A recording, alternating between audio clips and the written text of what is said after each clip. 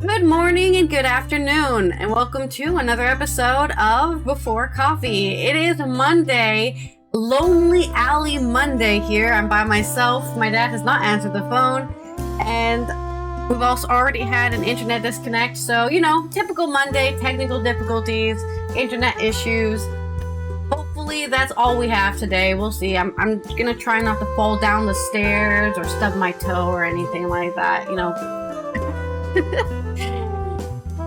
This is the first only international game show Before Coffee, a father and daughter news podcast where we look up our stories right before the show starts. We just got caffeine in our bodies and we're learning to read and speak live on stream. Let's get into those mucking fun day headlines and spin that segue wheel. Today on Mucking Fun Day, alleged cartel boss Daniel Kinahan charged in Ireland amid heavy security. Plus, reform pledge to deport foreign criminals to El Salvador leaves them at risk of torture, charities warn. In more European news, Western Europe sets new temperature record, hitting 900 million people worldwide. Yay! And hot planet, hot pizza. Europe has just passed new regulations for pizza boxes. That's right. Better check those freezer pizzas because I think they're gonna have different ingredients, maybe different indications. We'll look at it. In my culture news, movie paradise. How Malta became a magnet for big film shoots. It is also, I didn't look this up actually. Let me look it up now.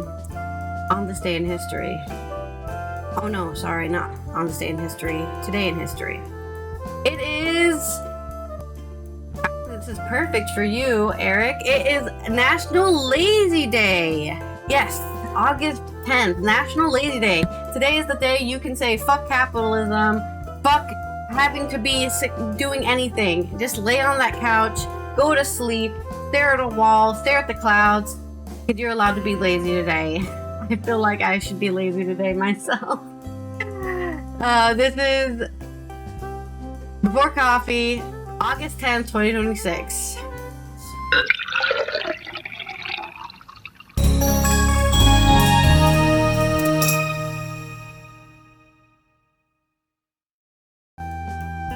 I'm so bad at the show without my dad being here because I forget what to do. All right, but we're figuring it out. Okay, when you do this, I've done the show for 4 years, maybe almost longer than that now. So I always forget. Like, there's just things I do on like almost automatically, like changing the camera. So when I skip that step, my brain is like, oh, you're doing something completely different today, which is true. Let's start with our first segue. I'm just going to do a segue between my stories because I don't know, I like it. And this is what we did last time when I did the show by myself. I think this would be the third time I have to do the show by myself. Hypothetical. Good, an easy one. Imagine if I got limerick. My first story is coming out of, I guess it's coming out of Ireland. This is from Al Jazeera. Daniel Kinahan is the latest alleged member of the multinational organized crime group to face charges in Dublin. Let me sit over here like this. I should look. Okay. Alleged Irish cartel boss Daniel Kinahan has been charged in Dublin with directing a criminal organization after the 49-year-old accused of running one of the world's biggest drug and weapons smuggling and money laundering operations was extradited to the United Arab Emirates. Okay, so they're not even going to court in Dublin, they're going to court in the UAE. So that's probably not good for him. Kinahan appeared before the special criminal court in Dublin late yesterday on the 9th of August after leaving Dubai aboard a Irish government jet earlier in the day. Irish media reported that a major security operation was underway ahead of Kinahan's arrival, involving armed police, the military, and prison authorities. After landing at a military base on the outskirts of Dublin, Kinahan was taken directly to court in bulletproof and bomb-proof van for a highly unusual 9th of August, Sunday night sitting. Okay, so he's not going to court in Europe. He was extradited. Yeah, sorry, I didn't read that correctly. So he was stuck in the UAE, but he's actually going to court here in the EU. The non-jury court, which hears cases involving terrorism and organized crime offenses, was guarded by armed police during the brief hearing. Crowds gathered outside, some filming on their phones, as unmarked police vehicles sped away from the courthouse afterwards. Kinahan, dressed in a black hoodie, black trousers, and flip-flops, appeared before a panel of 3 judges without a lawyer present. He told the court he understood the charges and said he had been isolated in Dubai since Friday, which would have been, Friday, the 7th of August, and had not had time to arrange legal representation. One of the judges told Kinahan that any application for bail would have to be made through the High Court. "I think we know I won't be getting bail, but thank you so much for explaining," Kinahan replied. He was remanded in custody and later transferred to a high-security Portlaoise prison, according to Irish broadcaster RTE. Kinahan is due to appear before court again, either in person or via video link, on October 5th. Kinahan's extradition followed a final ruling by the Dubai Court of Cassation and was carried out under extradition treaty between the UAE and Ireland. Lucky for him, they have one, according to joint statement by Justice Minister of both countries. Kinahan was arrested in Dubai in April on an Irish warrant over alleged serious organized crime offenses. He had only lived openly in the Emirate for about a decade. Just a decade of being a crime boss. An Irish government jet flew from Castlemaine Aerodrome outside Dublin to Dubai on Saturday, the 8th of August, and departed the UAE on Sunday, the 9th of August morning, with Kinahan on board. Kinahan is considered one of the most wanted individuals in cases related to transnational organized crime, Sunday's joint Emirati-Irish statement said. He has been accused of leading an organized criminal group under illicit traffic of narcotics, pursuant to an official request submitted by Irish authorities, he added. Ireland's Justice Minister Jim O'Callaghan and his UAE counterpart Abdullah bin Sultan bin Awad Al Nuami said the extradition sent a clear message that those suspected of serious and organized crime would find no safe haven from justice. In 2022, the United States named Kinahan as one of the 3 leaders of the Kinahan organized crime group, which U.S. and European authorities have linked to drug trafficking, money laundering, firearm trafficking, and murder. It's a real-life Peaky Blinders. So I think technically the Peaky Blinders were also real, but I don't know if the people were real. The group is alleged to have risen from the streets of Dublin to become one of the world's largest international criminal organizations, with links to South American cartels, Chinese mafia groups, and Hezbollah, among others. Just put everyone in there. I mean, just put them all in. U.S. authorities imposed sanctions on Kinahan and other family members and offered a $5 million reward for information leading to their arrest. He is the second senior figure linked to the cartel to be extradited from Dubai. Sean McGovern, described by an Irish judge as a senior lieutenant in the organization, was extradited from the UAE following his arrest in 2024. He was sentenced in June to 24 years in prison after pleading guilty to directing organized crime and attempted murder. The Kinahan group has been involved in long-running and violent feud with rival Dublin-based Hutch gang. Irish police estimate the organization's wealth at more than €1 billion, or $1.15 billion. Kinahan had previously denied allegations that he is a crime boss, even though it's called the Kinahan Group, so, I mean, he has to be related to the crime boss. A lawyer representing him told the BBC in 2021 that he had no criminal record or convictions, and that the allegations against him were false. So there you go. There's your news story on big crime boss from Ireland, I guess. And everyone wanted it. There's a picture of like a bunch of people gathered out at the courthouse, wanted to see him. I don't know if they know him or they just wanted to see a crime boss. I have no clue, but it's a local celebrity. Hello, cows. Thank you for your smelly acorn. I hope you're doing well. I hope your weekend was good. And thank you for claiming first, even though Eric was here first, but Eric didn't claim first, I guess. Hello, Hangry. Thanks for your sad acorn.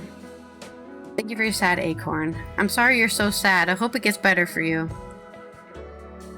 Sadness is temporary, as is happiness and anger, to be fair. Alright, my hypothetical... Oh no, let's do a hypothetical. My hypothetical for this story would be...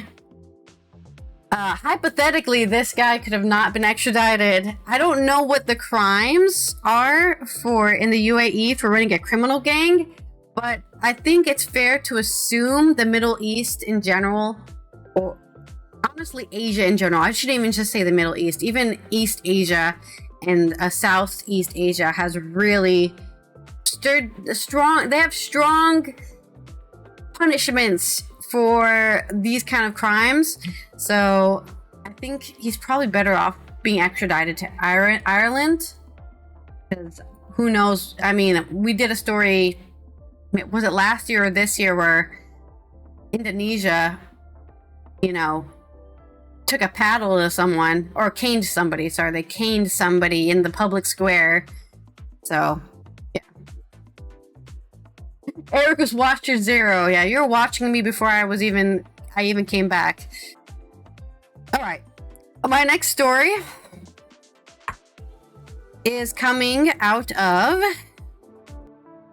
the UK again. Well, I guess that was Dublin, and this is Reform UK. Being pieces of shit as always, and that's why we're talking about it, so I could get angry about it. This is Athena Stavro on The Independent. Reform UK has been accused of seeking to undermine universal prohibitions on torture after pledging to deport all foreign nationals from Britain's prisons to countries including El Salvador. That's a long way to travel. Unveiling Reform's prison policy late on Sunday, which would be yesterday, the 9th of August, the party's Home Affairs spokesperson Zia Youssef vowed to change the law so that those who commit serious crimes like murder, manslaughter, rape, and serious violence serve their full sentences. According to The Sun, Reform UK leader Nigel Farage has opened talks with the government of El Salvador on potentially renting prison spaces. Just in case nobody's clear about where Nigel Farage sits on the MAGA side of things, well, he wants to do the same shit Trump wants to do. So if you're voting for this guy, God help you, or whatever you believe in help you. But the policy has come under fire from charities who have warned that those deported could face torture. Nigel Farage already made it clear that he is happy deporting people to countries where they will face torture, a clear breach of international law, Nick Beals from Refugee and Migrant Justice said. It is therefore no surprise to see Reform's latest proposal is outsourcing the UK's prison system to countries with appalling human rights records. This is the latest policy announcement that demonstrates how Reform are seeking to undermine universal prohibitions on torture. Well, look who's calling me in the middle of the show that I've already started because he's an hour and a half late. I don't really need an explanation why he's not here. Leglaps, the British Red Caps, drawing from American Red Caps. I don't even know if I'd call them Red Caps. I would just call them fascist at this point. Or is that another word for fascist? I actually don't know what the word... I don't know what Red Caps means. Anyway, I'm going to get on Discord so that when he gets here, he's already here. And then I don't have to do anything. Anyways, let's continue my story. It is therefore no surprise to see Reform's latest proposals outsourcing the UK prison system to countries with appalling human rights records. This is the latest policy announcement that demonstrates how Reform are seeking to undermine universal prohibitions on torture. And then I have to unfortunately see Nigel Farage's face. Andy Burnham, Kemi Badenoch, and all other party leaders should forcefully reject these plans and reaffirm that these policies are not unlawful but also profoundly un-British. Yeah, British people hate torture. They've never done that. Can somebody cite me some historical fact? They don't do it anymore. Let's go with that. They don't do it anymore. Oh, you mean MAGA hats? Yeah. I don't know what I would do if I saw somebody wearing a MAGA hat in the UK and they're from the UK. I would probably punch them in the face. Party chairman Lee Anderson is expected to lead a delegation to Central American country within months to conduct further feasibility discussions. The plans echo a U.S. policy in which Donald Trump struck an agreement with El Salvador to deport migrants from the United States. Mr. Youssef said, unbelievably, there are over 10,000 foreign nationals in British jails. And did they do violent crimes? Because we've talked about this before on the show. When you just say something kind of a blanket statement like prisoners or violent crimes, I mean, they even said commit serious crimes like murder. So serious crimes. All you need to do is say, I think it's a serious crime for you to jaywalk. And then they put you in jail and they deport you. I'm just saying, this stuff has historically happened. I'm not making it up. And when people want to get rid of you, they'll make up all sorts of reason to get rid of you until everyone accepts it. We will deport all foreign nationals from our jails. If their home countries won't take them back, we will send them to serve their sentence in countries like El Salvador and Kosovo. We will use the space created to ensure the serious criminals stay where they belong, behind bars. The Sun reported Mr. Farage will on today, the 10th of August, pledge to create 12,000 new prison spaces through the construction of pop-up Nightingale prisons. How about, here's an idea, invest all that money into making prison space, into figuring out why people are committing crimes, maybe solving homelessness, food, absence, I don't know. There's plenty of reasons why people go to prison. Maybe work on reform. Yeah, that's the name of your party, isn't it? Work on some reforms for these people who sadly got into the, gang life or crime, drug trafficking. Just an idea, but I know that's way too hard of an answer. It's way easier just to make for-profit prisons like the United States has and just make money off of slave labor. Temporary Nightingale hospitals and courts were introduced during the pandemic to provide additional space for treatment and hearings. Mr. Farage is also expected to promise an end to early release for dangerous offenders and reintroduce short sentences for shoplifters. Well, at least if you shoplift, you don't get to go to prison for very long. It comes as the government has faced pressure over its early release scheme, which starts in October, in a bid to tackle prison overcrowding, which I think we've been talking about prison overcrowding since last year. I wouldn't really worry about this if there's no way this guy's getting votes. Alright, people are not voting for Nigel Farage. Are you really that stupid? Like, genuinely, I think if you're voting for him, you're stupid. And you shouldn't be happy that you're that stupid. Some 5,000 people are expected to be released early under sentencing changes, down from 6,000 after the exemptions announced as part of the urgent review of the scheme. Under current plans, 2 of PC Andrew Harper's killers remain eligible to be freed halfway through their 13-year sentence after they were convicted of manslaughter in 2020 following PC Harper's death in 2019. More than 850,000 people have signed a petition calling for Jesse Cole and Albert Bowers to remain in jail, with a government source telling the Daily Telegraph on the 7th of August the Prime Minister is prepared to explore every option to block their early release.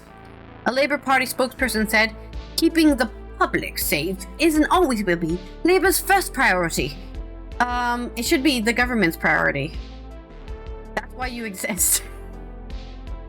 I love how they make it a party issue when it's really just governments exist to keep the general public safe. That's why we allow them to be in existence. If a government isn't doing that, you as a citizen, under democracy anyways, have the right to say, get the hell out of office.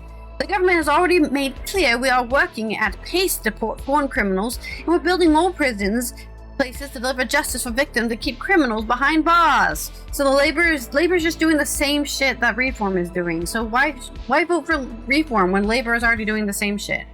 Reform have no serious answers to the Tory prisons crisis. It would lead to the system to collapse. This would result in a free-for-all dangerous and violent offenders, including murderers and rapists. Nigel Farage and Reform simply can't be trusted to keep Britain safe. Blah, blah, blah. Party versus party stuff.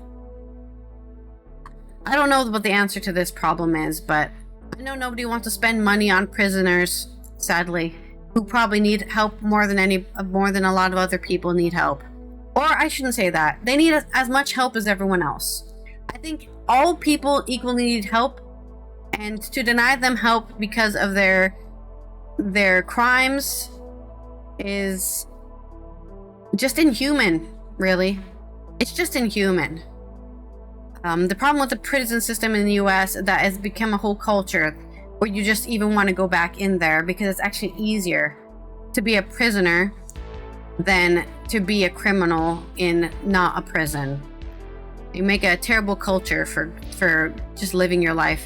But I don't want to get too much into it. I've gotten into it enough already. I don't know if my dad is going to come in to Discord. He's not here yet. Also, so I'm not sure if he'll be here. But my hypothetical is, I guess,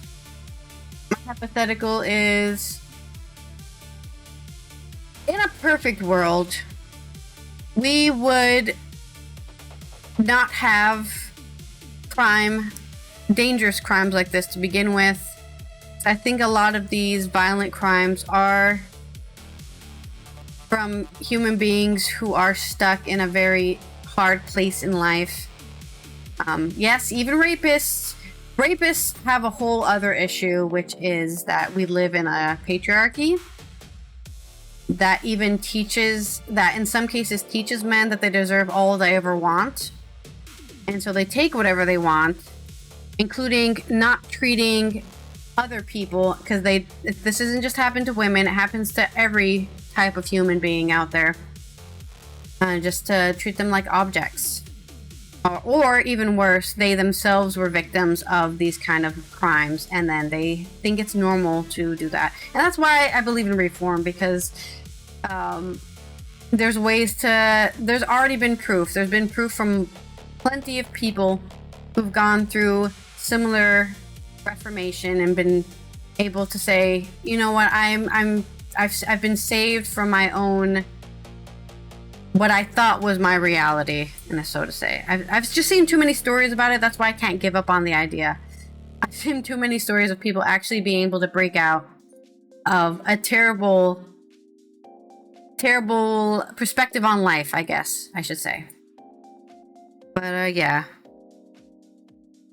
I don't know if you guys want me to wait for my dad to join or I just read another story. We can give it 5 minutes. I'm actually gonna put a marker here. We can give it 5 minutes. Maybe I should call him again.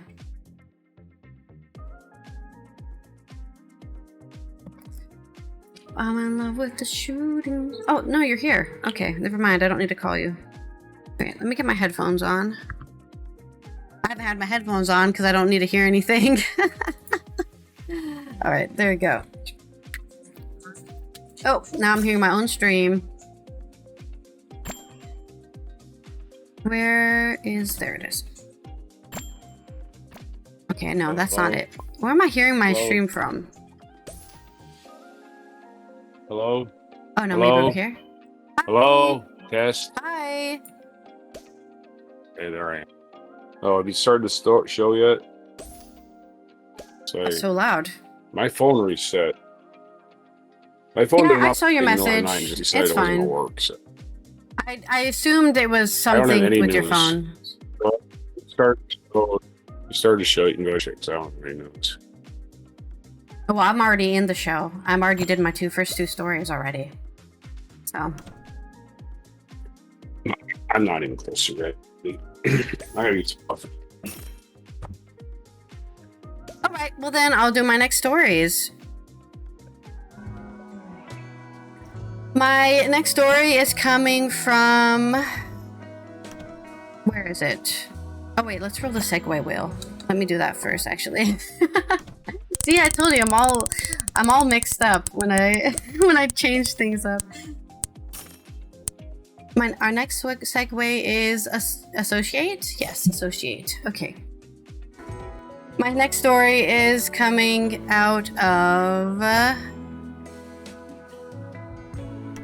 guess my hypothetical for that was just, you know, it's possible for people's lives to change, but we too easily give up on them.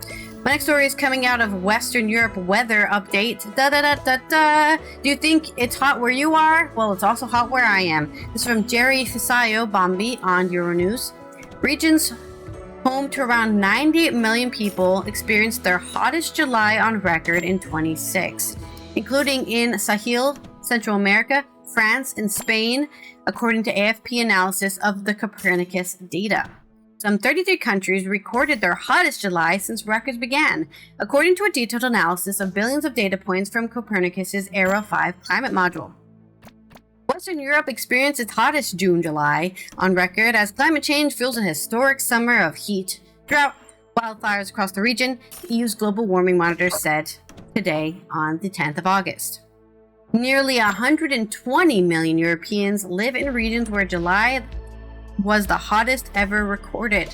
The records were concentrated in southern Britain, western France, and northern and eastern Spain.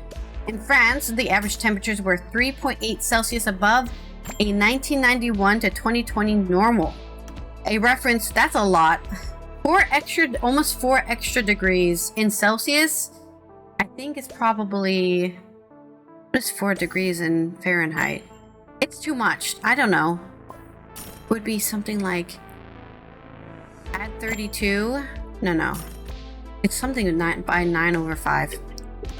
It's too much. A reference period already significantly warmer than the pre-industrial climate of 1850 and 1990. France and Spain also registered record levels of drought, which fueled devastating wildfires. A mega fire burned nearly 42,000 hectares and forced the evacuation of more than 220,000 people in France's Gironde department in late July, which I think we mentioned that a little bit here on the show. At the same time, Spain's largest wildfire in recent history scorched almost 44,000 hectares in Avila province near Madrid. Europe is the world's fastest warming continent, and the first 2 months of summer have been marked by successive heat waves, scorching temperatures, and bone-dry conditions. Is this colonialism's karma? Is Europe finally getting hit for all that colonialism it did? Since it started in May, the intense heat has caused many wildfires, a protracted drought, new national temperature records throughout the region, and thousands of anticipated heat-related deaths. Globally, so far, this is the third hottest year, behind 24 and 25. Climate statistics show, but 26 still has time to catch up. Yeah, we still got August, and I think in 23 there was a huge heat wave in August and September, so it's not unheard of at this point. The Copernicus Climate Change Service said the combined average temperature in Western Europe for June-July was 21.62 Celsius, beating the 22 record for the same period. There was a growing possibility that by year's end, 2026 will surpass 24 as the hottest year on record, or at least come close, due to the combined effects of accelerated human-caused global warming and a supersized El Nino, which is probably big because of climate change. A periodic warming of parts of the Pacific that causes temperature variations worldwide, according to scientists. If you don't know what El Nino is, yeah, it happens all the time. It's just our natural Earth doing it, or at least as long as humans have been alive, it's been happening. Nearly 400 million of roughly 90 million people residing in affected areas live in Africa, primarily within the Sahel region. The 10 countries in the region broke their monthly heat records for July, including Mauritania, Niger, and Burkina Faso in the west, and Sudan, Kenya, and Ethiopia in the east. Temperature variations and anomalies in countries close to the equator are typically smaller than in temperate climates. Yet countries such as Chad and Sudan recorded July temperatures more than 2 Celsius above the 1981 to 2010 average. Episodes of extreme heat have become almost 10 times more likely since 2015. Scientists from the World Weather Attribution (WWA) network warned in January, attributing the rise to human-driven climate change. Sahel countries are among the most vulnerable to rising temperatures, while many are already grappling with armed conflict, food insecurity, and widespread poverty. Levels of soil moisture were significantly lower than in July of 22, when the last severe drought gripped Western Europe, Copernicus added. This is a clear example of how climate change is intensifying heat extremes, with heat and drought increasingly reinforcing one another, said Samantha Burgess from European Center for Medium-Range Weather Forecasts, which operates Copernicus. Very dry conditions were observed in July across Western and Central European nations, including France, Spain, Austria, and Hungary, but also the United Kingdom, Ireland, and part of Iceland, which already is hot enough. It has a volcano. River flows were unusually low, with the Seine, Rhine, and Danube particularly affected. As we talked about last week, they're even digging into the Danube to make it have water, because the water is sunk down so low it's basically under the earth. Transport, irrigation, and energy production have been impacted in several European countries.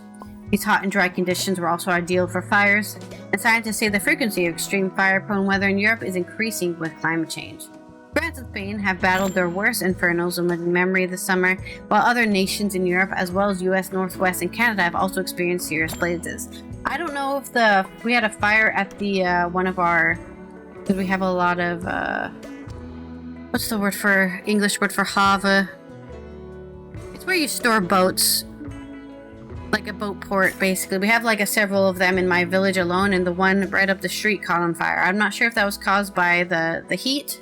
Marina. Or it was Marina. Yeah, I guess a marina. I don't know if it was an accidental fire or what happened there, but it's possible everywhere, all these fires happening. Globally, last month was the joint second hottest July on record, with an average surface air temperature of 1.47 Celsius above the 1850 to 1900 pre-industrial benchmark, Copernicus said. The last 11 years have been the hottest on record, and we have not seen a climate that warm during our lifetime, and very possible our civilization. Humans have not seen it this hot, Bueno Tempo said. The main driver for this warning, as we know, are the greenhouse gases, he said. Oceans absorb most of the excess heat caused by humanity's carbon emissions, and therefore play a key role in regulating the climate. Hotter seas can have damaging knock-on effects on the planet, fueling stronger storms and rainfall and bleaching coral reefs. Copernicus takes measurements using billions of satellite and weather readings both on land and at sea, and their data extends back to 1940. So, I don't know how they have the temperatures of pre-industrial. I guess they just look at probably newspapers and stuff, because we've been able to measure temperature for a while now. So they probably just look at like summer reaching, I don't know, 21 Celsius this year, and that was the high, and then they go, wow, in 1852 was only the highest temperatures they had recorded was 21, and now we're at 34 or something like that. It's probably not actually that much, but then they probably just average it over that time as well. So reminder that the thing scientists have been warning is that if we have an average global temperature, so the whole Earth gets up to like 2 Celsius, we could see a lot of more life-threatening climate change.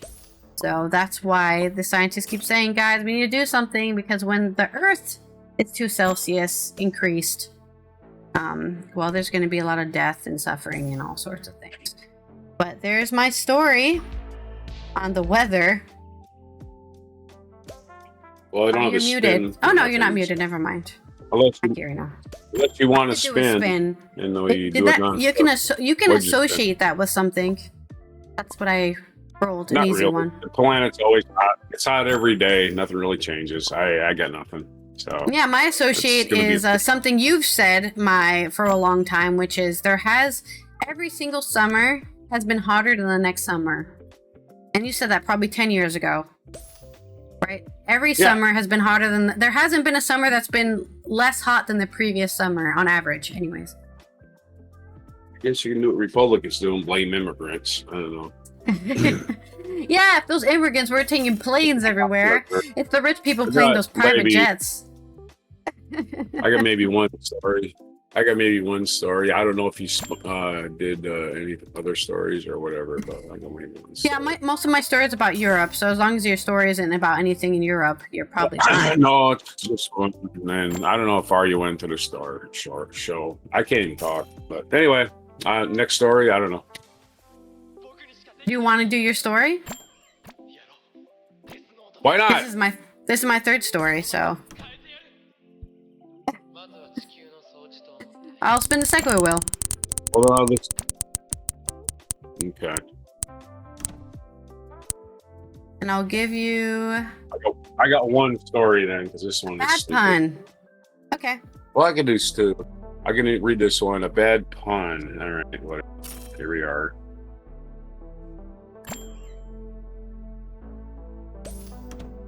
I got one story. I don't know. I just looked at this headline. It made no sense. I'm going to read it anyway. This is from NeimanLab.org. U.S. jobs are more than 3 times more likely to be based in Manhattan than they were 30 to 25 years ago. Okay. Ooh, okay. That is interesting. Yeah. It's only a 3-minute story.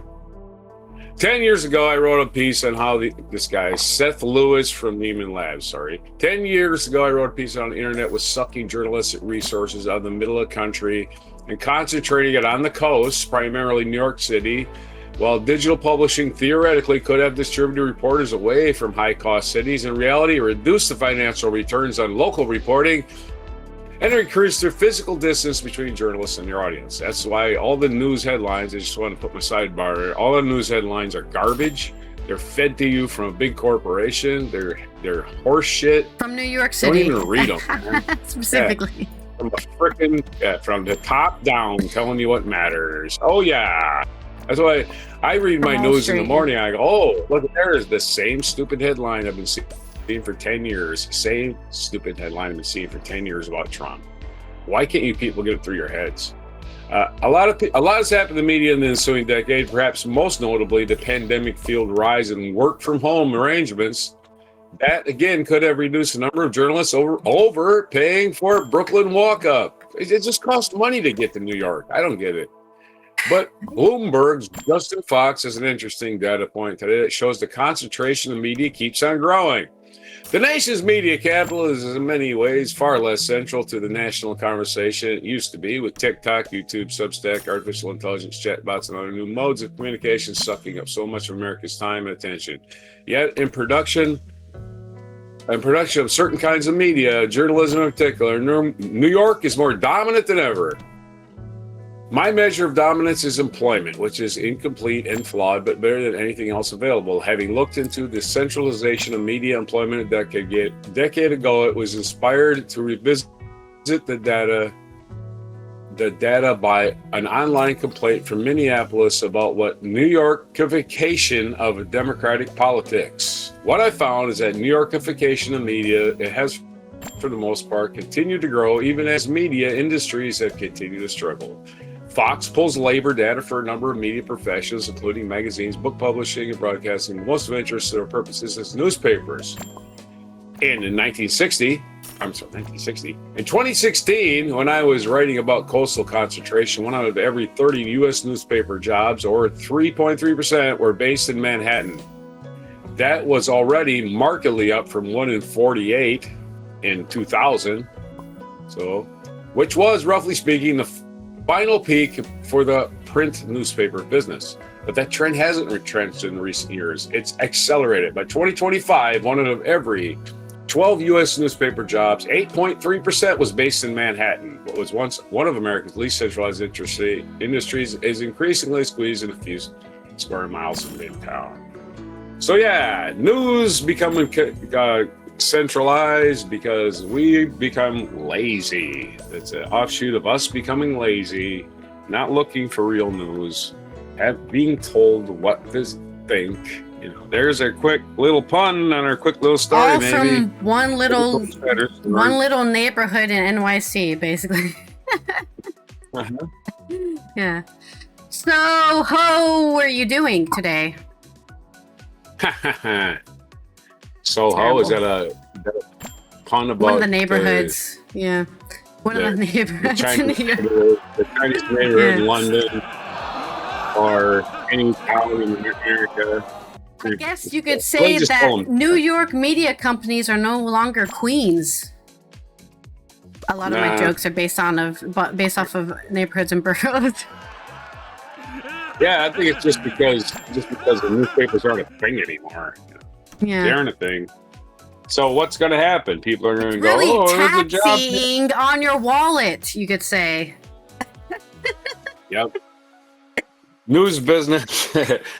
I would like it if reporters were more there. I think this is more or less news editors, and that's dangerous too. I mean, for me, this is a great example of kind of the. I would say I'm a digital person at this point, right? I'm very pro digital. I mean, right now we're doing a podcast over the internet, but there's a lot of people out there who still need to physically be in a place to do things. They feel like they need to physically be in that place to do whatever they want to do, right? That's why people go, if you want to be in the movies, right, you have to go to Hollywood or LA, right? If you want to be in theater, you have to go to New York. There's people or London or something, right? There's people who still believe you have to. I'm just saying, right? Theater for sure. I personally don't believe you don't need to do those things to be successful. Maybe you're not going to be the biggest star ever, but you can be a successful actor on stage without going to Broadway, right? You don't need to do that. I believe. That's my opinion. But I'm more digital in that way. The longest pun. That is a long pun. Next story. This is a sad story. Oh, you had another story. Okay. I don't even know. News is dead as far as I'm concerned, and it died a long time ago. But let's. I mean, I don't know what to tell you, man. Fox News killed news.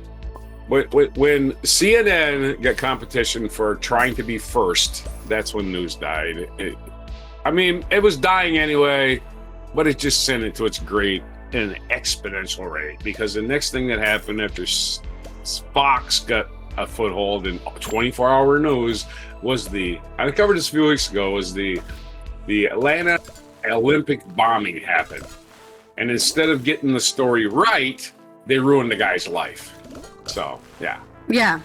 Some guy who was not the guy's life. Responsible. The hero, actual hero of bombing, saved many lives by identifying a backpack that was going to go off. That guy life was ruined by 24-hour news cycle trying to ruin his life, because obviously he planted the bomb because he's the one that found it. That's the only way that ever works. Wow. Anyway, that was the beginning of the end.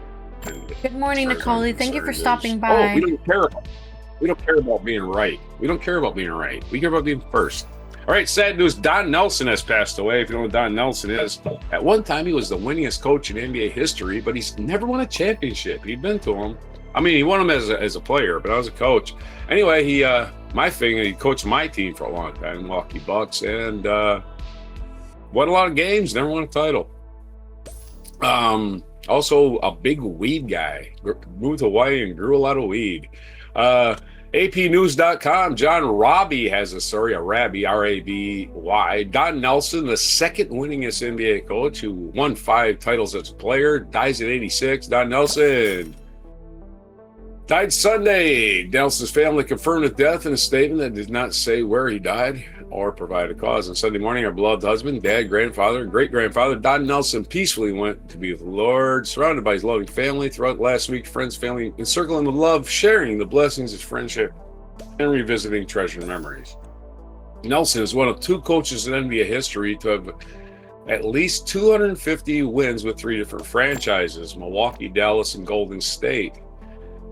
Also serving as general manager for all 3 franchises, was 3-time coach of the year, made the playoffs 18 times in 31 seasons. He went to the conference finals 3 times with the Bucks and once with the Mavericks, never winning a title. Nelson introduced what is now known as a point forward, and his up-tempo style of offense created a buzz. He said the idea of shifting from dominant big men in the 1970s to offense focused on speed and a fast break came from his playing days under the Celtics Hall of Fame coach Red Auerbach. The league really hasn't seen an offense like the one we were running, and the results were unbelievable. Nelson wrote in 2016 in the Players Tribune. A bunch of pictures of other players he never coached. Who gives a shit about them? Nelson said, without Auerbach teaching me with the mechanics of running a fast break, none of it would have been possible. He deserves all the credit for Nelly ball. That's what it was called, I guess. And for how fast the game of basketball is played today, which not a great deal. I mean, the NBA is freaking boring. It's a three-point shooting contest nowadays. Nelson played 11 of his 14 seasons in Boston and was on 5 Celtic championship teams from 4 different coaches. Makes you wonder, Boston was one of those championships where they kept changing coaches. The NBA is just weird.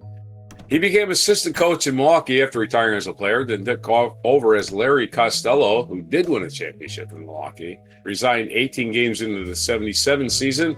Nelson coached the Bucks for 11 seasons, starting in 76, and won 7 straight division titles. In Nelson's second season, Milwaukee overcame a 29-point fourth quarter deficit to beat Atlanta 119 and 115 in regulation. Okay.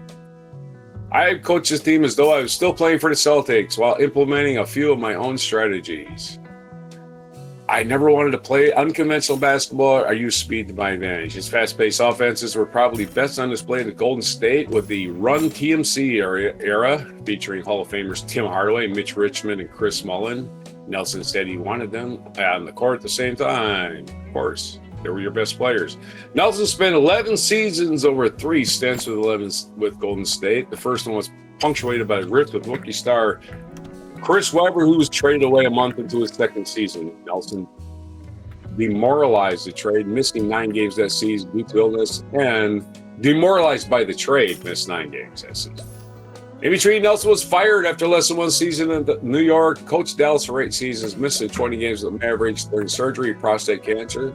Nelson's son, Donnie, joined his father as assistant coach in the Mavericks in 98, later became general manager and began the organization in 21. Together, they persuaded 20-year-old German star Dirk Nowitzki to pass up European basketball and join the Mavericks. Don Nelson also developed Steve Nash, one of the NBA's top point guards. Before Nash went on to Phoenix. Don Nelson was a true innovator whose influence on the game of basketball is still felt today. His current coach, Steve Kerr, said he consistently challenged conventional thinking, experimented with different lineups and styles of play, and saw possibilities in the game others did not. So much of what was now commonplace in modern NBA can be traced back to what Nelly approached the game. I'm sorry if you feel that way. Stop blaming him for how bad the NBA is, guys. It's not his fault. My God. Naismith was introduced in the Naismith Memorial Basketball Hall of Fame in 2012. In 2025, he received the Chuck Daly Lifetime Achievement Award presented by the National Basketball Coaches Association. Myth that the Mavericks sent Luka Doncic to the Lakers in a blockbuster trade, and also wrote a pair of Doncic signature Jordan Brand sneakers to award ceremony, called the trade a tremendous mistake. He was mad at Dallas for trading a player. Interesting.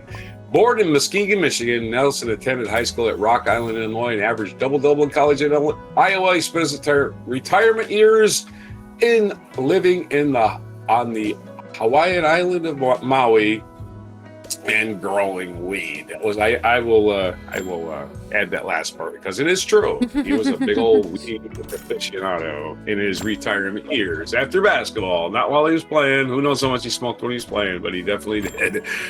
Not care what you thought, because he was in Hawaii and it's legal. So there you go. It's been legal in Hawaii for a long damn time. Anyway, let's have us a pun about Don Nelson, 86. He got to be 86. Who knows how he died or what he died from, but 86 is old.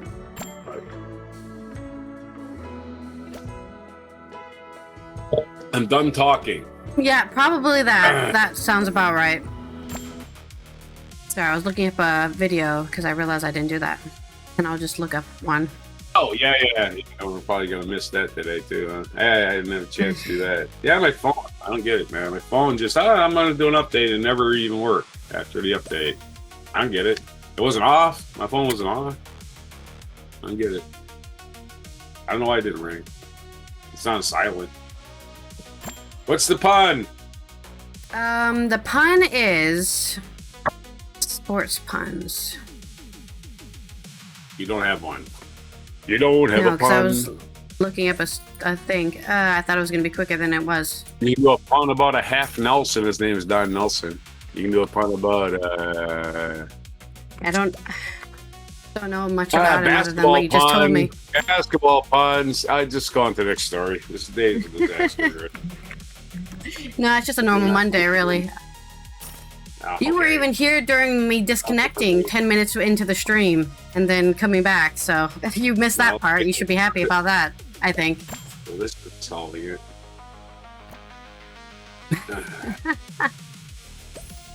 You know what happens to basketball players when they go on holiday? No, I don't. They can't avoid traveling fouls. There you go. There's your basketball pun. Just came up with. I was like, what do I know about basketball? Traveling. Good summer.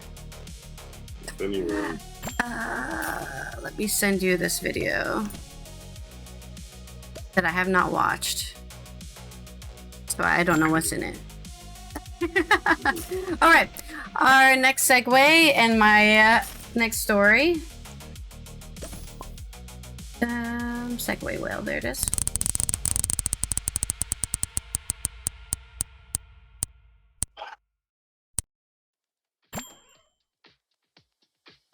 Oh, we already did associate.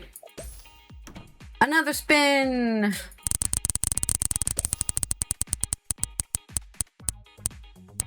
Please give me anything else. Alright, non sequitur. My story. I'm on my fourth story because I read 3 stories before you got here. Ignore me. Okay. Our next story is coming from EU regulations on pizza. That's right. This is my weird Monday news for you today. It's from Jennifer Buchholz on T Online, Germany. First and foremost, producers and producers and producer. Well, this is translated from German, so I apologize for the bad translation. The producers are obliged for this regulations, not consumers. Oh wow, this is really badly translated. I don't even know what it's talking about. Actually. But they paste again. From Wednesday, new EU requirements for food packaging will apply. So Wednesday will be the 12th of August. Consumers will feel the changes, especially at the butcher, in the pizzeria and at takeaway. From August 12th, it has been repealed by the new EU packaging regulation, Packaging and Packaging Waste Regulation, PPWR. There's a significantly stricter requirement, including for food packaging. Above all, companies have to deal with it, but consumers will be able to feel a few changes. With the PPWR officially created uniform requirements for packaging throughout Europe, accordingly, packaging should become more environmentally friendly throughout its entire life cycle. This is to avoid packaging waste in the EU as much as possible and to improve the recyclability of the packaging. The recircular economy will be strengthened and valuable resources will be saved. The PPWR stepped in on the 11th, February 2025, in force. It provides different stages from the 12th of August to 26. The first rules laid down there and apply to companies. The others will follow in 2028 and 2030. Further details are below in Germany. The regulations are enforced with Packaging Law Implementation Act, or VRPAC DG. The background is the so-called European Green Deal. With it, Europe has set itself the goal of becoming the first climate-neutral continent. As a result, the amount of packaging in the EU must also be reduced, and the circular economy improved. The new mandatory requirements will be noticed by consumers, especially for bread bags, pizza boxes, pasta boxes, and meat packaging. So all packaging that comes into contact with food. They must be from the 12th, almost free of per and polyfluorinated alkali substances, or PFAs. For each individually detected compound, a limit of 25 ppb applies, the equivalent of 25 millionths of a gram per kilogram of packaging material. For the sum of all individually measured compounds, the value is 250 ppb. Total PFAS content shall not exceed 50 milligrams per kilogram, or I guess you have to pay a fine.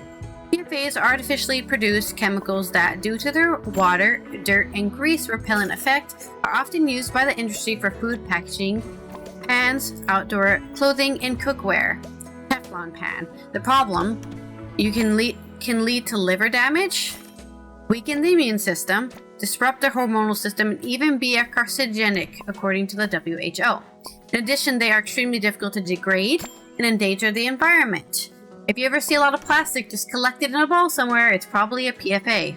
For this reason, they are also called the eternity chemical.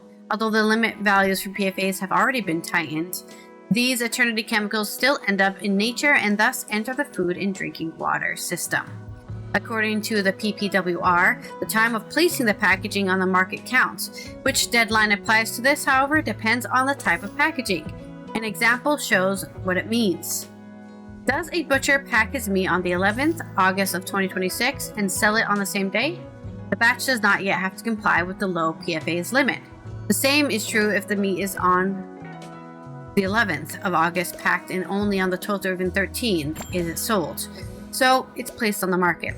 Does the butcher pack the goods on the 12th August? On the other hand, the packaging must be PPWR compliant. First and foremost, producers and Does the customer go to a butcher and buy on the 12th August meat? On the 12th, buy meat. This can still be used the old previous regulations, i.e., they must use up their stock. In this case, it is service packaging. The butcher is not the distributor, but the dealer or the manufacturer of the packaging is the producer. If you buy from a butcher on the August 12th, they must be in new serving trays or foil and must be PPWR compliant. Since the requirements of the EU packaging regulation have been known for 1.5 years, consumers are unlikely to notice much. They should have already started implementing them before this deadline. Most manufacturers have already adjusted to it in an early stage and adapted their products. There are a few indications whether the packaging is already PPWR compliant or not. The pizza box is no longer so heavy coated. So was that like kind of that waxy finish that a lot of pizza boxes had to make sure that the like if they started defrosting, you wouldn't get the cardboard wouldn't wear off. So grease stains can spread faster and the carton can soak occasionally. Same goes for paper bags and takeaway bowls. If a drop of oil stays on the packaging longer and does not seep into the paper, it may be an indication of PFAS coating, but it is not clear evidence. Also, hints like PFOA-free are not enough. This excludes only certain PFAS connections. It is better if the packaging says PFAS-free, PFC-free, or fluorine-free. However, a general labeling requirement does not yet exist. Trust us, we're following the regulation really at this point. Coffee cups are unlikely to be changed because paper cups for hot drinks are usually coated with plastic, which does not contain PFAS. Companies need to check what role they play according to PPWR, depending on whether they are producers, manufacturers, importers, suppliers, or distributors. Different obligations apply. So the idea is if you have a Starbucks, maybe Starbucks isn't good. Well, I guess the example they gave with the butcher, right? If the butcher has already been using a supply of PFA plastics or cardboard already in their distribution system, as of Wednesday, they need to throw that all away. They're no longer allowed to use it, right? They can still sell their meat, but they can't sell it in those containers. Companies need to check their role they play. In certain cases, they are responsible, for example, for ensuring that the packaging meets the requirements, declaration of conformity, or for the registration in the packaging register, lucid, or for participation in the dual system. The registration and participation obligation already apply in that part. If a trader buys standard packaging from a manufacturer, the manufacturer must ensure that the regulation is complied with. If the retailer has the packaging printed, he himself is obliged to do so. And even if, for example, the retailer sticks a shipping label on a package, he must comply with the PPWR requirements, because then he is considered a producer within the meaning of the EU regulation. The EU packaging regulation provides for further steps, but they are only gradually becoming binding. For the 12th of February 27, for example, they held takeaway obligation for to-go offers. If customers bring their own containers and are hygienically suitable, the grocer, i.e. butcher, baker, cafeteria operator, restaurateur, must fill them. Until then, retailers can still turn away such packaging. No fees may be charged for filling the containers brought. From August 12th, the labeling requirement for material composition applies. This means that packaging must bear information on its material composition. This is a uniform symbol throughout the EU and should make it easier to recycle and avoid mishits. So, in 2029, they are applying labeling requirements for usability. If packaging is reusable, for example, from takeaway offers, they must be labeled accordingly. In addition, they must carry a QR code that allows retailers and consumers to understand how long the packaging has already been in circulation. And from 2030, so these are the next regulations, certain single-use plastic packages are banned. These include, for example, portion packaging for coffee cream. So now you're just going to have to buy your coffee cream in a carton. Mustard, sauces, and sugar for on-site consumption and hospitality industry. In addition, from 2030, the weight and volume of packaging must be reduced to the minimum necessary. This means there will be less empty space or air in outer packaging. Yeah, that's right. Shrinkflation shall continue, but at least our bags will match how much they're giving us, instead of giving us a big bag and then half of it is filled or a third of it is filled.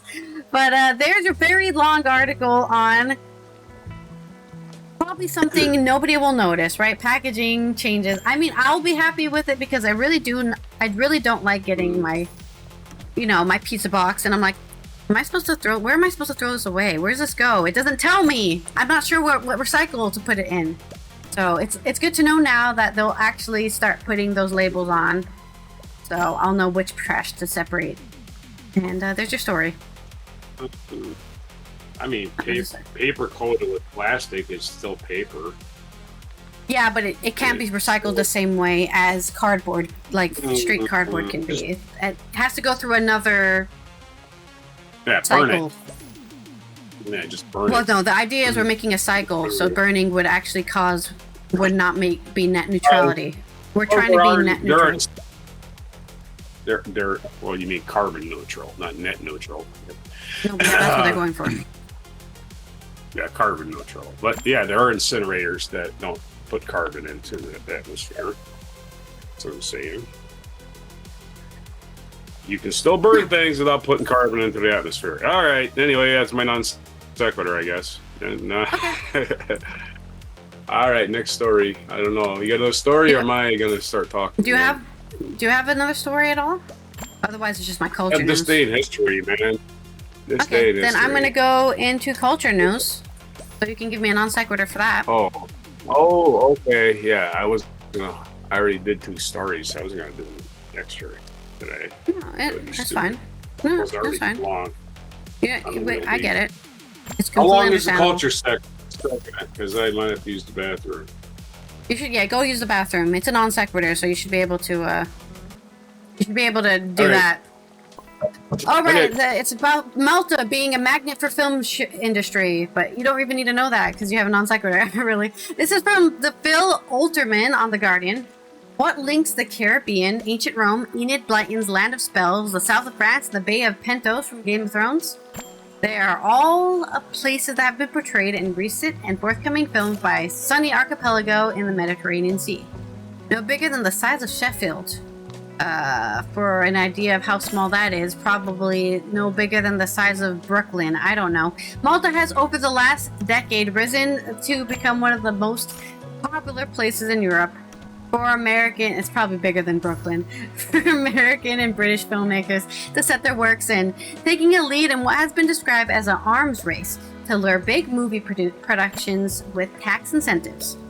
The EU's smallest country has hosted more than 30 film and TV productions each year in each of the last 3 years, including a record 36 in 23 and 25. They included Jurassic World Rebirth and Gladiator 2. This spring, Blyton's adaptation The Magic Faraway Tree and new Jason Statham action thriller Mutiny out of the end of this month. On the screen, Malta has stood in for Greece in the recent BBC 2 weeks in August. 1980 Sicily, Heidi Ewing's forthcoming British feature, The Travel Writer. In southern France, Channel 5's cozy crime drama, The Madame Blanc Mysteries. In the Caribbean, Guy Ritchie's forthcoming Layer Cake follow-up, Viva la Madness. The island is even starting to represent itself. The third season of Netflix detective drama Enola Holmes decamps from the Victorian London to the British-occupied island, and principal photography is due to start next year for TV auteur Stephen Polakov's The Order, set on the eve of the 1565 siege of Malta by the Ottoman forces. For such a small European country, Malta is really punching above its weight, said Adrian Wooton, the chief executive of British Film Commission. It's been very aggressive, in a positive way, about diversifying its industry. Shut up, the UK. You're a small country, too. I don't want... You're punching above your weight. You're small. You're not allowed to do stuff like that. That's what shut up. Whatever. I guess we should be impressed. We have a big pile of money, though. Yeah, exactly. Hello, Nico. Thank you for your football acorn. You missed our basketball story. The microstate's history of hosting cinematic productions dates back to 1925's silent maritime drama Sons of the Sea. And since the 1970s, it has hosted 2 of the world's largest water tanks designed to allow filmmakers to shoot maritime scenes in a controllable environment. But in the past, its film industry was essentially seasonal, said Johan Grek, Malta's film commissioner. Now we have an industry that is working every day, all year round. Okay, so I should just move to Malta then. Its success is largely due to the broader global upheaval of how filmmaking is financed. Until the early 2000s, audiovisual productions in Europe were mostly funded by direct funding, such as film funds or selective grants. Over the last few decades, however, films are increasingly made possible by tax incentives, such as cash rebates that the production companies are reimbursed after filming if they hire local crews and rent facilities. Such financial incentives now make up almost half of European fiction film budgets, and means that films and series no longer occupy locations, they are engineered around them. As a recent report by the European Audiovisual Observatory noted, Malta, which introduced a cash rebate mechanism in 2005, has aggressively racketed up offerings over the last decade to what the Napoleon and Gladiator 2 producer described as probably the most generous cash rebate in the world. All of the 36 major productions that filmed in Malta in 25 qualified for a 40% cash rebate, which, unlike in some competing states, can also be applied to crew and equipment coming in from abroad if it can't be sourced locally. Yeah, sorry, Malta, you don't have this specific person that we needed, so we had to import them from another country. Oh, great, 40% off. At the Mediterranean Film Festival on the island in June, Gretsch announced his intention to further improve the rebate model, which runs out until 28, to find private investment to build an €80 million or £70 million studio complex. Every euro that we invest in the rebate, the industry generates back 4 times over, he said in an interview. The film industry is becoming an economic pillar for this country. Some critics in Malta say the country's rise as a filming location has come at the cost of neglecting local cinematic talent. Examples of Maltese film engaging audiences outside its border are few and far between. Alex Camilleri's 2021 film Luzu, which contended for a grand jury prize in Sundance, is a rare exception. With local news demanding from international production companies, Maltese directors often find themselves being outbid by Hollywood. I want to film on this street on Tuesday. Well, sorry. Hollywood production is filming there for 2 weeks, so you're no chance. Theodor Religic, a Malta-based screenwriter and former film critic, said, "There's a bit of a parallel universe. People in the servicing are thriving, but local filmmakers can't pay a DOP, director of photography, because they're expecting Jurassic World fees.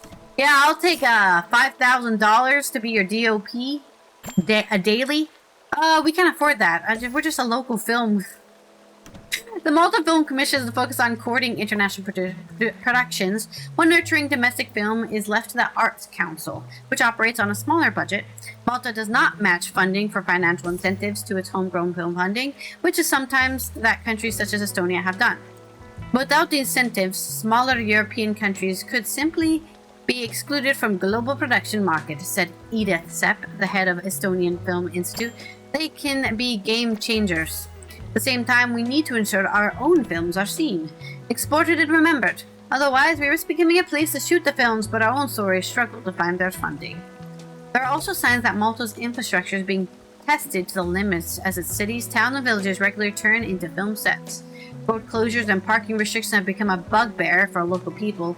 What are Valletta residents supposed to do? Stay confined in their homes? One resident of Malta's capital asked news outlet Malta Today recently.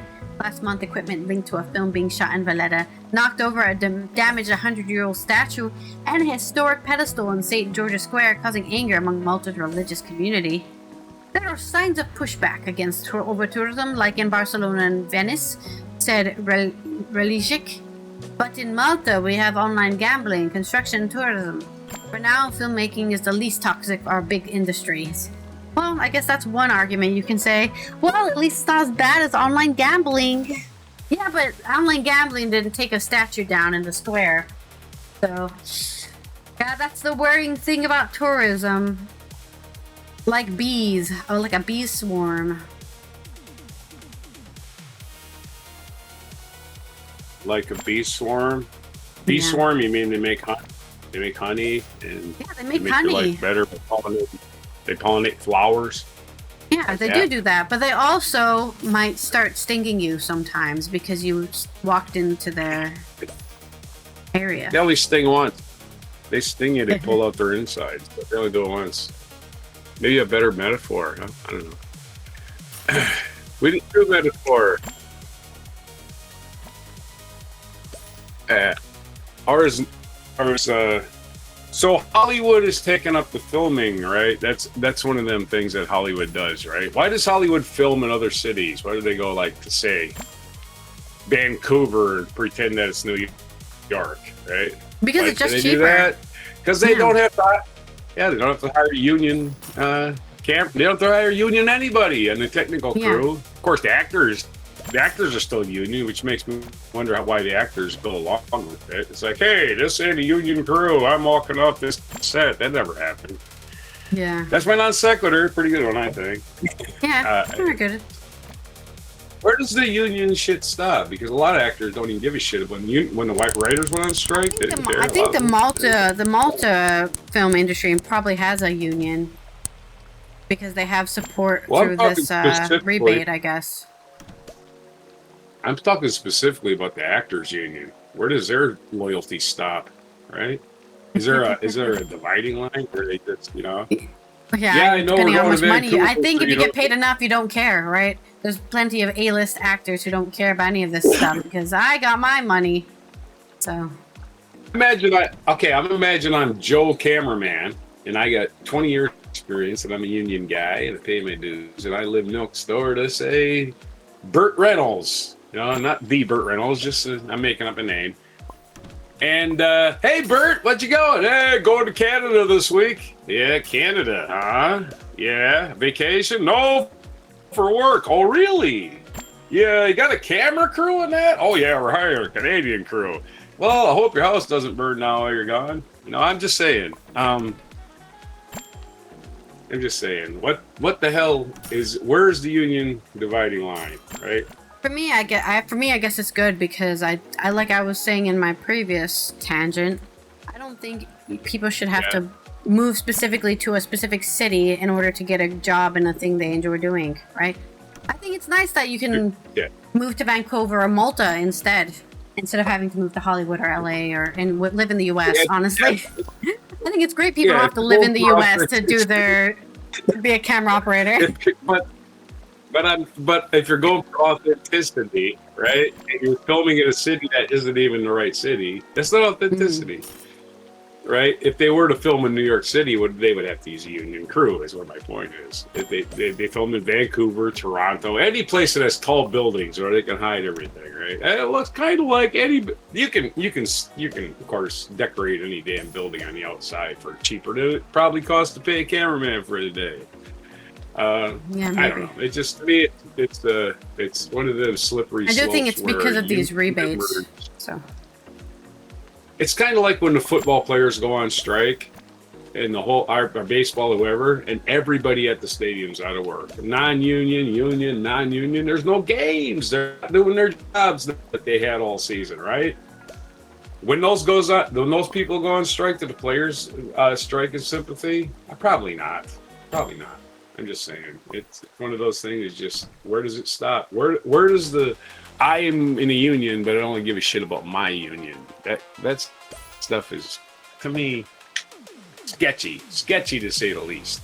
Work on it, rich people. I think there's a rich person mode that people get in. Right. I'm not one of them little people that goes on strike for petty little wages, but I'll go on strike when I need my shit. Oh yeah, I'll do that. You know.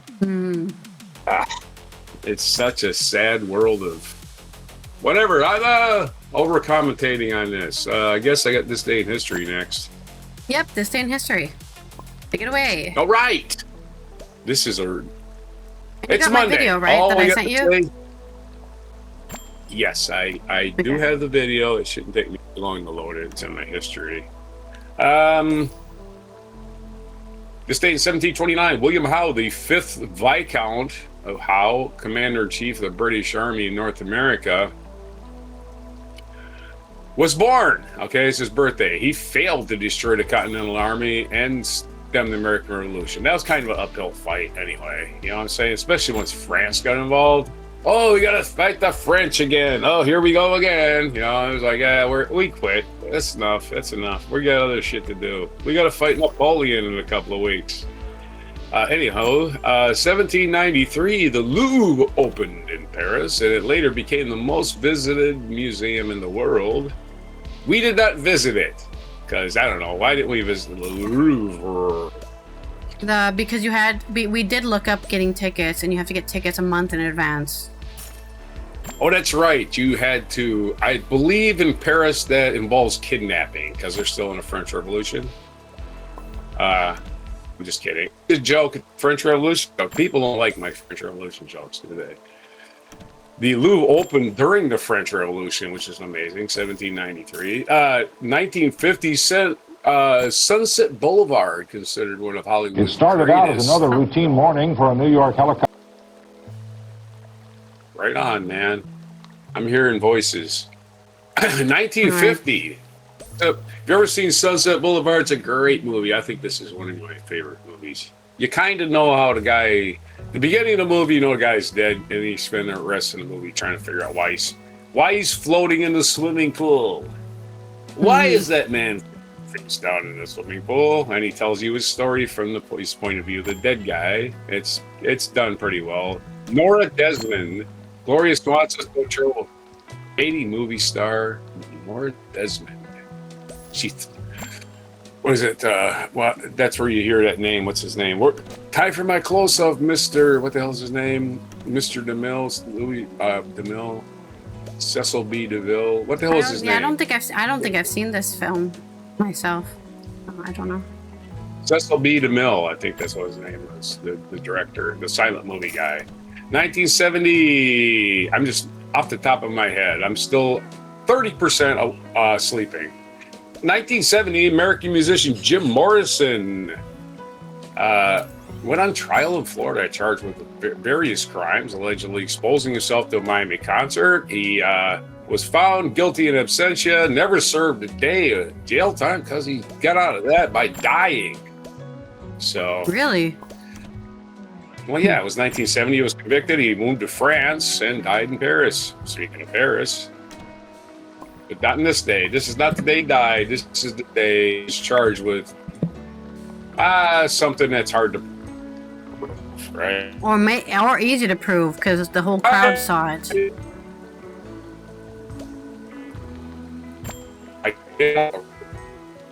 We're all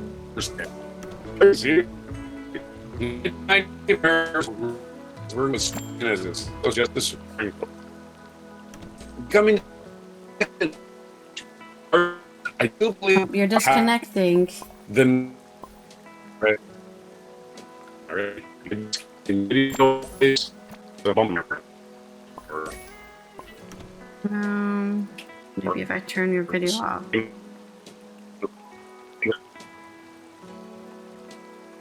Yeah, Mr. DeMille. Yeah. The one from Blazing Saddle. where All right, you're back. what's the guy's name? I had to turn your camera off because Waco Kid. your audio broke with your with your camera on. You said Okay. something line about. for Brave New I think you're doing 1993. That's where you. I didn't hear any of that Ruth part. Bader Ginsburg. Yes, thank Ruth you. Bader Ginsburg was sworn in as the second woman Supreme Court justice, and I was saying they were probably going to stop counting these at this point. There's been about 7 at this point, but at some point they'll be saying, "Oh, she was the 19th." You know, it'll become kind of repetitive, and it'll be a good thing. It'll be a good thing when it's all women, right? Because it's all men for years and years. Let's make it all women for years and years and years. It's only fair. Let's have that, So any man has to be replaced by a woman. Every woman has to be replaced by a woman also. And let's do that. Anywho, we were talking about Cecil B. DeMille, and I was saying, because I finally did remember his name, and I remembered it because of the Blazing Saddles movie where Gene Wilder plays the Waco Kid, and he goes, "I must have killed more people than Cecil B. DeMille," and nobody got that line. I still don't get it.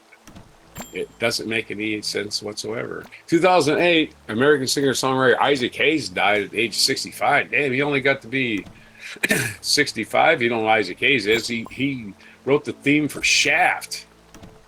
And he's a bad mother. Shut your mouth. That's right. Isaac Hayes, a pioneer figure in soul music whose recordings influenced the development of such musical genres as disco, rap, and urban contemporary. Waka waka, waka waka. He had that waka waka. He had the waka waka. He did. That was the waka waka, man. In Shaft. Shaft.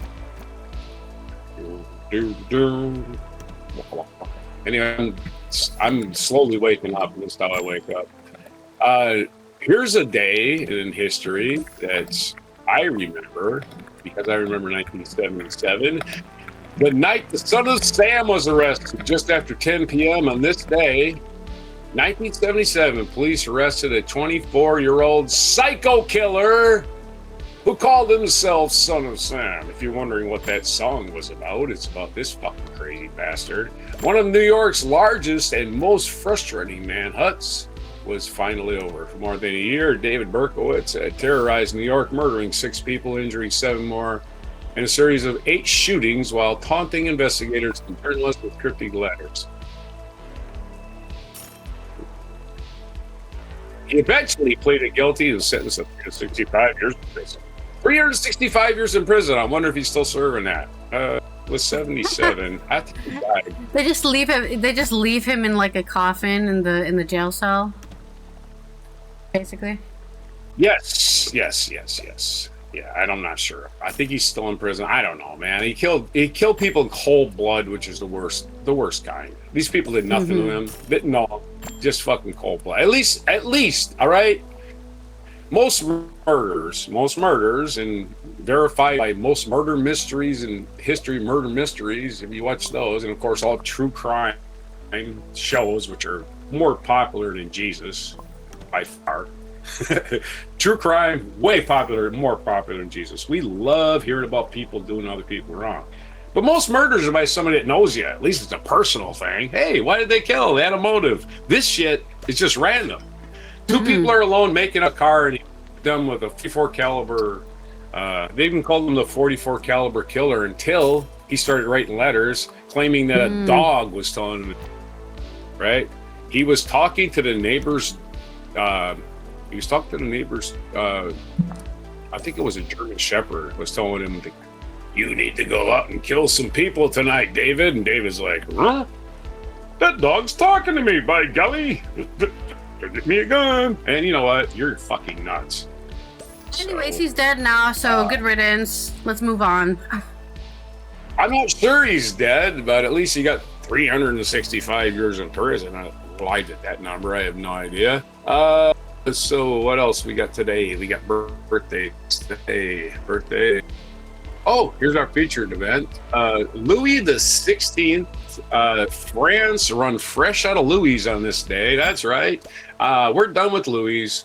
1789 and 1799. On this day, on 1792, the country's monarchy was effectively overthrown when King Louis XVI, his wife Marie Antoinette, let him eat cake. You poor bastards.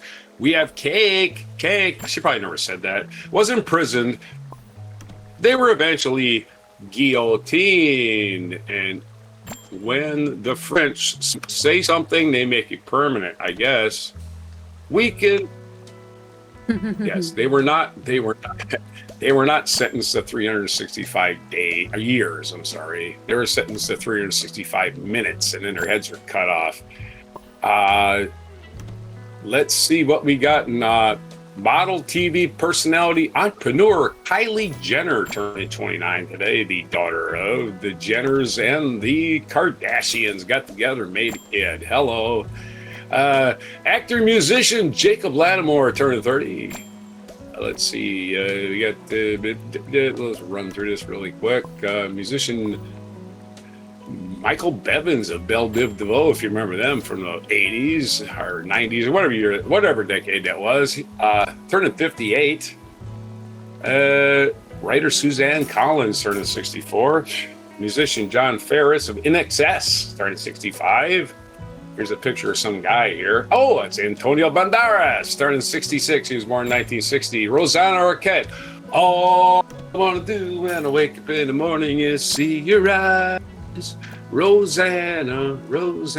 Anyway, Rosanna from that song is now 67 today. Happy birthday. Ian Anderson, the rockinest flute player of all time, who I actually seen in concert a few years ago in Ottawa. Ian Anderson turning 79. Happy birthday to Jethro Tull frontman Ian Anderson. Ronnie Spector of the Ronettes turning, she's only turning 86, but I guess she's, 83, but I guess she passed away because they don't have an age for her there. So I guess Ronnie Spector passed away a few years ago. She actually married Phil Spector. I don't remember her maiden name, but she was a good singer. She sang for the Ronettes. Fashion designer Betsy Johnson, born in 1942. And let's see what else we got. Bobby Hatfield from the Righteous Brothers, born in 1940. You never close your eyes anymore when I kiss your lips, he said. Well, actually, he didn't sing that part. He's the high voice.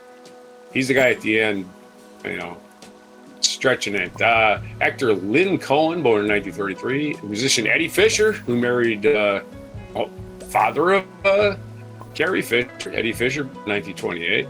Musician, businessman Jimmy Dean. Not the actor, the guy who makes pork sausage and did the song Big John. That guy. Big John. Big Bad John. That guy. Jimmy Dean, born in 1928. Guitar maker Leo Fender. Yeah, the guy who designed my guitar that's laying over there somewhere. That guy. Leo, born in 1909. Herbert Hoover was born in 1874. He was a president for a while.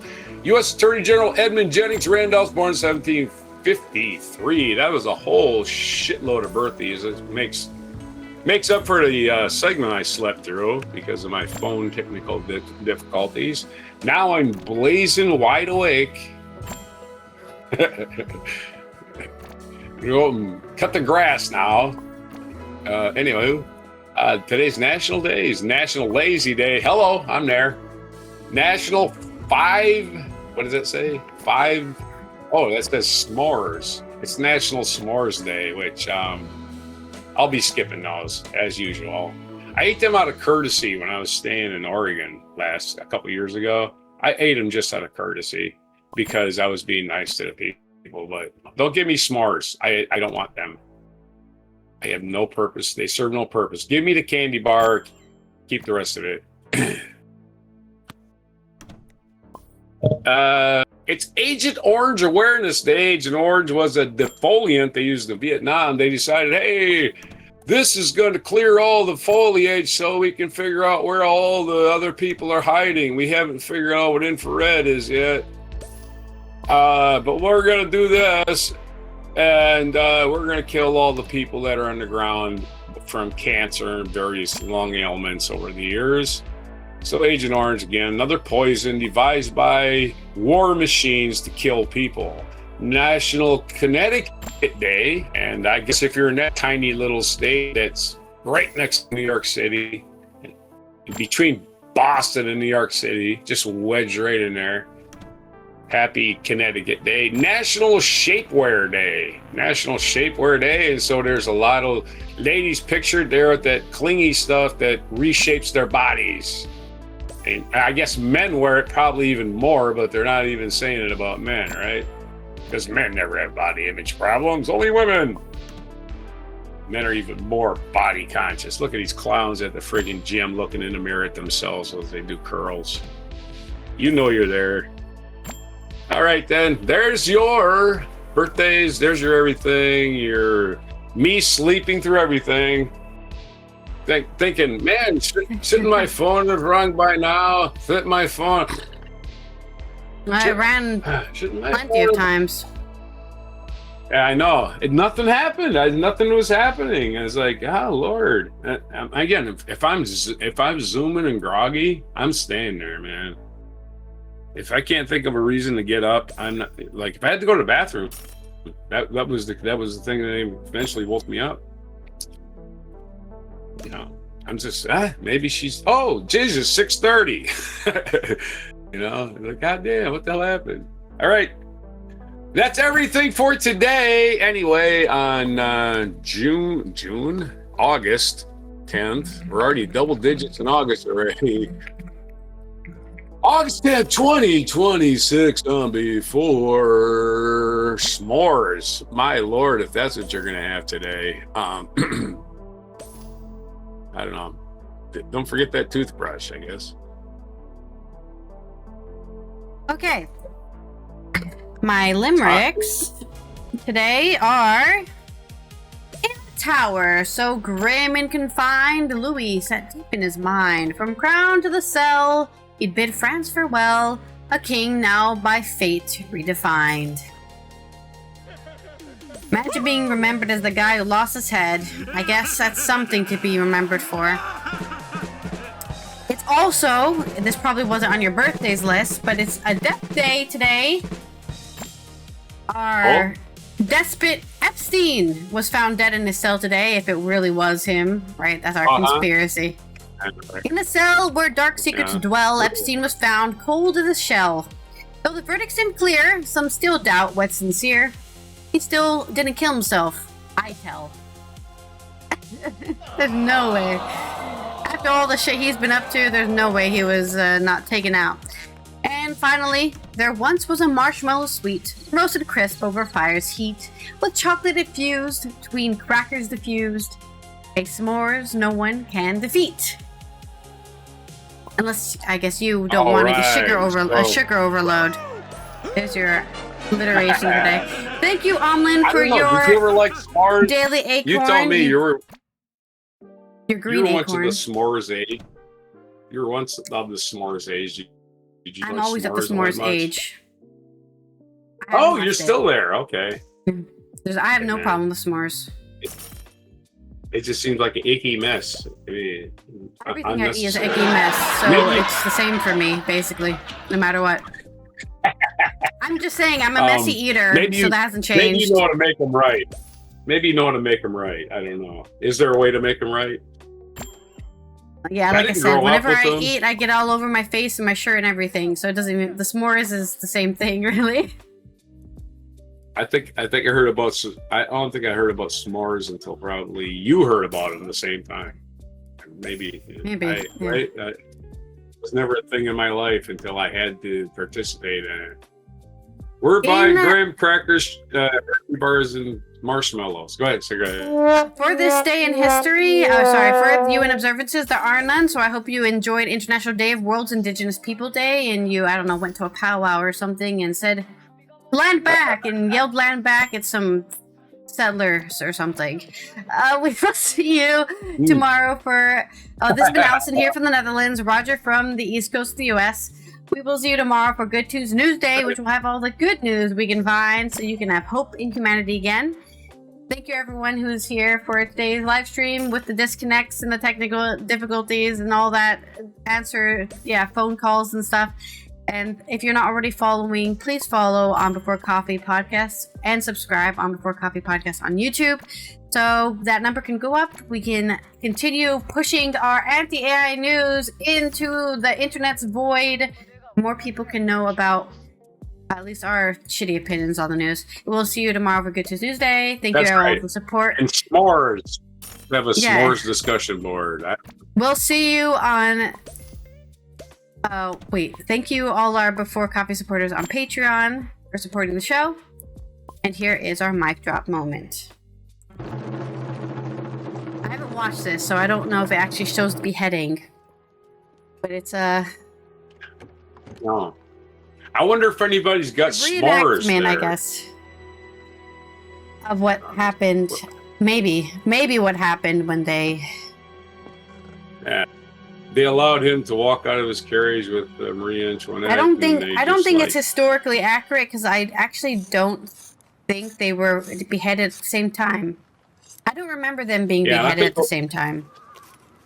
It might have been more mob-like too. I think maybe they just did this to give themselves some more dignity. Yeah, I think there's more people yelling. There's definitely more people yelling. Also weren't there, so yeah, there was probably mob-like. It seems very state official, doesn't it?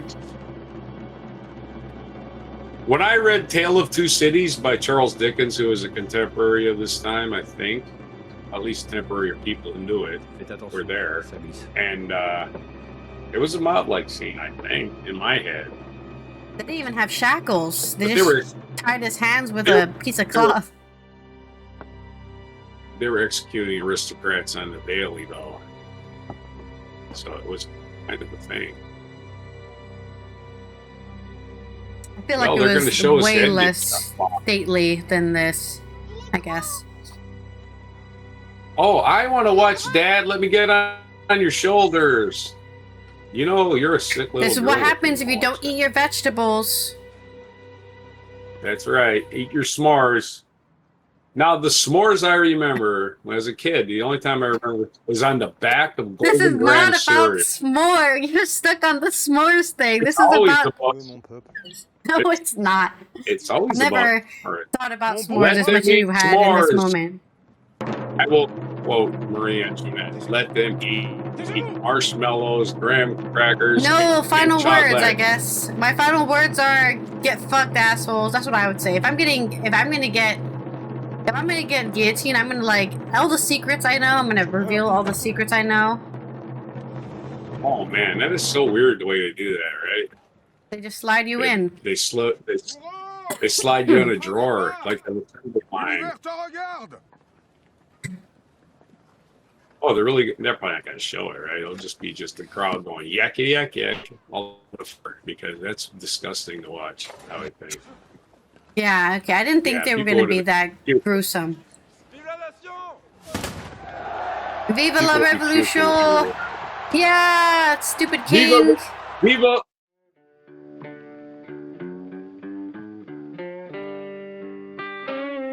Be sure to hit the like, subscribe, and notify buttons, and follow our other channels, Toxic Alley, History of Gravy, and Scratchy Old Records.